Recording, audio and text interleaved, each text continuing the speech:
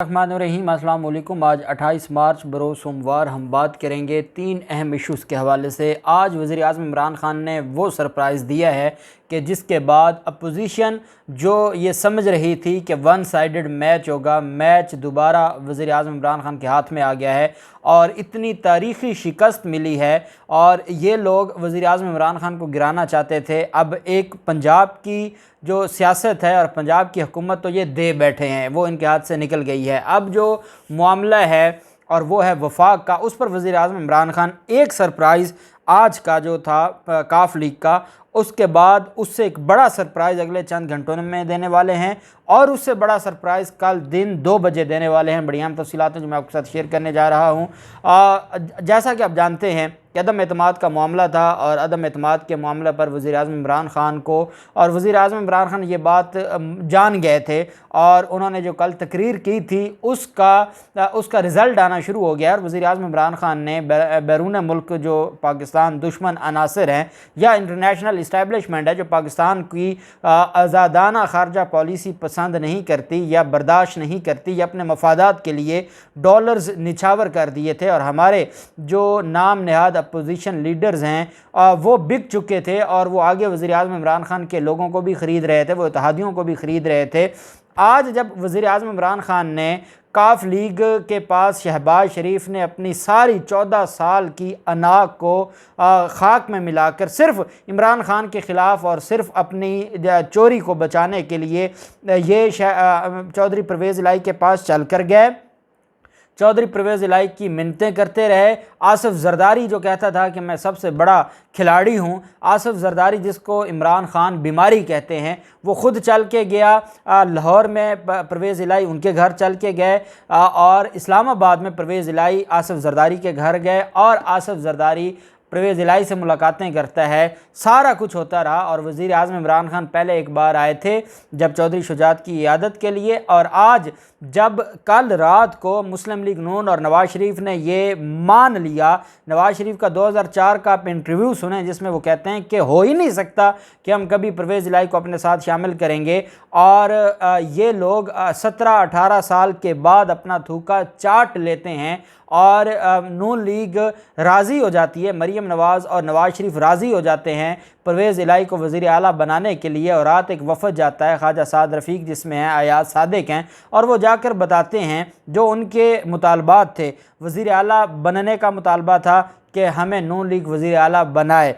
दूसरा ये था कि अगला जो इलेक्शन होगा उसमें 8 MNA की सीटें और 20 MPA की सीटें भी मांग ली थी परवेज़ इलाही ने। मुस्लिम लीग नून सारा कुछ मान गई थी। आसिफ ज़रदारी गारंटर थे, फजलुर रहमान गारंटर थे और ये सारा कुछ मान गए थे। जब उनसे मनवा लिया परवेज़ इलाही ने तो उसके बाद वज़ीर आज़म इमरान ख़ान ने परवेज़ इलाही को बुलाया आज बनी गाला में और वहाँ पर उस्मान बुज़दार भी मौजूद थे। उस्मान बुज़दार बड़ा टाइम गुजार गए हैं। उस्मान बुज़दार को वैसे भी इतना टाइम नहीं रहना चाहिए था। उसकी वजह क्या है? उसकी वजह यह है कि पंजाब की ब्यूरोक्रेसी इतनी बदमाश है कि जैसे उनको लगा कि PTI की हुकूमत जाने वाली है और नून लीग आने वाली है, बैक डोर इन्होंने ब्यूरोक्रेसी ने राब्ते शुरू कर दिए थे और नून लीग के साथ और नून लीग ने इनको ये भी बता दिया था कि फ़लाँ ज़िले का DC ये लगेगा और फ़लाँ ज़िले में DPO ये लगेगा।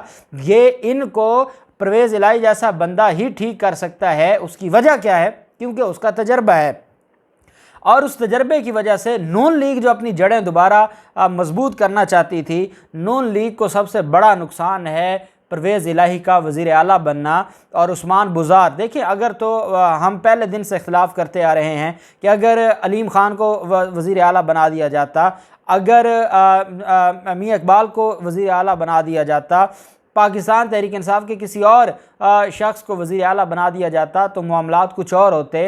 वो एक शरीफ आदमी था और एक कमज़ोर आदमी था। वज़ीर आज़म इमरान ख़ान ने यह दिखा दिया कि वो एक कमज़ोर को भी एक बड़ा सूबा जहाँ पर शहबाज शरीफ जैसा डिक्टेटर गवर्न करके गया हो, वहाँ पर वो एक बैकवर्ड इलाके से एक कमज़ोर आदमी को उठा के वज़ीर आला लगा दें तो वो चला सकते हैं। इसमें कोई दूसरी राय नहीं है, ना कोई बाकी सूबों से जहाँ मुराद अली शाह और बाकी जो वज़ीर आला बैठे हैं जो अपने आप को मजबूत समझते हैं, ना कोई क्राइम रेट उससे ज़्यादा बड़ा है, ना ही कोई अमन बदअमनी फैली है। तो इस वजह से जिनको ये तकलीफ़ है कि उस्मान बुज़दार ने बिल्कुल कुछ नहीं किया। उस्मान बुज़दार बाकी सूबों के वज़राए आला से बेहतर कारकर्दगी दिखाई है, लेकिन जो ब्यूरोक्रेसी यहाँ की बदमाशी है उसको ख़त्म करने के लिए परवेज़ इलाही का आना ये भी एक बड़ी बात है। दूसरी चीज़, जब परवेज़ इलाही आज काफ लीग का वफद मिलने गया वज़ीर आला वज़ीर आज़म हाउस में बनीगाला में जब गए तो लाइव ट्रांसमिशन जा रही थी और उसमें सलीम साफ़ी और हामिद मीर भी बैठे थे, शाहज़ेब खानज़ादा भी था। हामिद मीर और सलीम साफ़ी को जब उनकी एंकर की तरफ से पूछा गया कि ये तो परवेज़ इलाही तो वज़ीर आज़म को मिलने जा रहा है, तो उसका मतलब इनके मामला तय हो गए हैं, उस वक्त हामिद मीर और सलीम साफ़ी तंज़िया हंसते हैं और तंज करते हुए कहते हैं कि ये बड़े लोग हैं और इन्होंने जिनके साथ 4 दिन गुजारे होते हैं उनका ये हया करते हैं। ये उनको आज बाज़ाब्ता तौर पर बताने गए हैं इमरान ख़ान को कि जनाब हमारे आपके साथ रास्ते जुदा हैं, हम अपोजिशन के साथी हैं। ये कहते और तमाशा करते और हामिद मीर एक शेर पढ़ के वहाँ पर तमाशा लगाते रहे और थोड़ी देर के बाद मोनस इलाही ने कह दिया कि हाँ जी, हाँ वज़ीर आज़म ने हमें प्रपोज़ल दी, हमने एक्सेप्ट कर ली है। और उसके बाद लाइव ट्रांसमिशन छोड़कर भागे हैं ये सारे लोग। मतीउल्लाह जान जो इनका ख़ास आदमी है, जब आज वो फ़ौज के हवाले से सवाल पूछ रहा था, जो मरीम नवाज़ और मरीम औरंगज़ेब के डिक्टेट की सवालात पूछते हैं, वो पूछ रहा था तो फजलुर रहमान को तो पता कोई नहीं था, उसने भी बेइज्जत कर दिया, खालिद मक्सी ने भी बेइज्जत कर दिया। तो ये इनका करतूत था। अब काफ लीग का तो जो सरप्राइज़ वज़ीर आज़म इमरान ख़ान ने देना था वो दे दिया। अगला सरप्राइज़ ये कि वज़ीर आला बनने के बाद और जहांगीर तरीन ग्रुप ने भी हमायत का ऐलान कर दिया है और वो पहले काफ लीग के जो परवेज़ इलाही के साथ उनकी मुलाकातें जारी थी। अब काफ लीग तो आप देखें ना, बच्चा कुछ नहीं है, 4-5 उनकी टोटल सीटें हैं। तो अब वो बेसिकली जब वो PTI के अलावा कुछ नहीं है, पाकिस्तान तहरीक इंसाफ की पॉलिसी से हट के वो चल ही नहीं सकते ना। तो आप समझें कि आपने किराए के ऊपर बंदा लगा दिया है और वो आपकी पॉलिसीज़ के मुताबिक चलेगा। दूसरी तरफ परवेज़ इलाही के साथ जहांगीर तरीन ग्रुप भी खुश था और जहांगीर तरीन ग्रुप जहाँ पर है वहीं पे वज़ीर आज़म इमरान ख़ान ने कहा कि जो मुनहरफ अरकान हैं उनको भी वापस लाने के लिए जो असाइनमेंट दी परवेज़ इलाही ने उसके ऊपर काम शुरू कर दिया है। और इस वक्त जब मैं आपसे बात कर रहा हूँ 10 मुनहरफ अरकान वापस PTI में आने के लिए तैयार हैं। ये सारे के सारे वो लोग थे जो परवेज़ इलाही के इशारों पर चलते थे और परवेज़ इलाही ने उनको मैनेज कर लिया है। अब बाप पार्टी के अगर 4 लोग चले गए हैं, एक वैसे पाकिस्तान तहरीक इंसाफ की हुकूमत के साथ खड़ा है, तो इनके अगर बड़ा जोर लगा दें तो 173 और 168 अपोजिशन का, अगर पूरा अपोजिशन जोर लगा ले तो 168 हुकूमत के अपोजिशन के, 173 है हुकूमत के।